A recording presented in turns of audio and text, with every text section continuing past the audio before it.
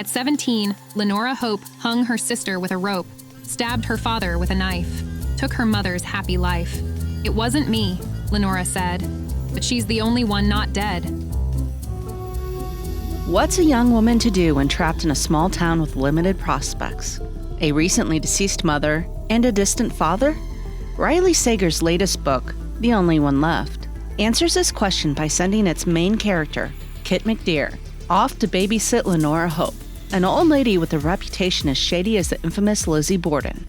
Kit's a caregiver with a questionable past of her own, and because of it, no other options for employment other than to take care of the local boogeyman/maniac.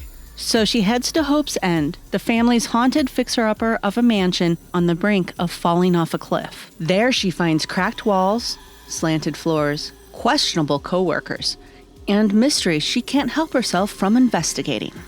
Her elderly patient hasn't walked or spoken since the fateful night when her family members died gruesomely in 1929, leaving bloodstains on the carpet that remain decades later. No one knows exactly what led to the Hope family deaths, and no arrests were ever made due to a lack of evidence. But Lenora was literally the only one left, and thus the prime suspect in the minds of the locals. Lenora's been confined to her upstairs room ever since, and her only means of communication is a series of taps using one hand to indicate yes or no. With some trepidation, Kit befriends her charge, and they start communicating not just with taps, but also with an ancient typewriter, where Lenora slowly tells her version of the story. But it soon becomes apparent that a killer very much doesn't want that to happen. Everyone's a suspect, and it's up to Kit to figure out the truth before another murder happens. This is a fun read with many twists and turns. Some revelations are predictable, but Sager seeds his books with enough red herrings to muddy the waters. The beginning starts out slow with too much repetition, in my opinion. Seriously, how many times do we need to know that our brave caregiver needs new pants every time she sees her patient?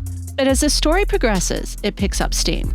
The characters are relatable and well-developed, and the setting takes on a life of its own. Despite all the bloodshed, this book isn't terribly graphic, and I would recommend it for older teens and up. If you read it, come back and tell me what you think in the comments below. And let us know what book you would like to see reviewed next.